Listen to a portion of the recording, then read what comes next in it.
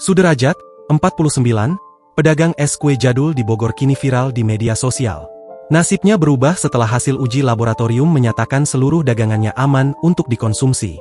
Sebelumnya, Sudrajat dituduh menjual jajanan es kue berbahan spons oleh oknum TNI dan polisi. Namun kini ia mendapat banyak simpati dan bantuan setelah dagangannya diuji aman. Sudrajat mendapat rezeki nomplok, salah satunya dari Bidan Seruni.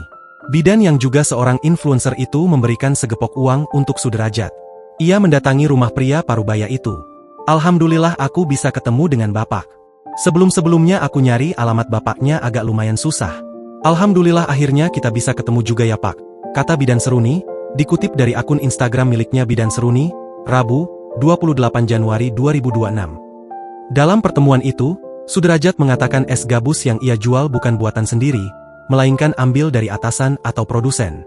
Sudrajat berjualan setiap hari mulai pukul 4 subuh hingga 5 sore. Udah 30 tahun jualan, ujar Sudrajat. Terharu mendengar cerita bapak 5 anak itu, Bidan Seruni lantas mengutarakan niat baiknya.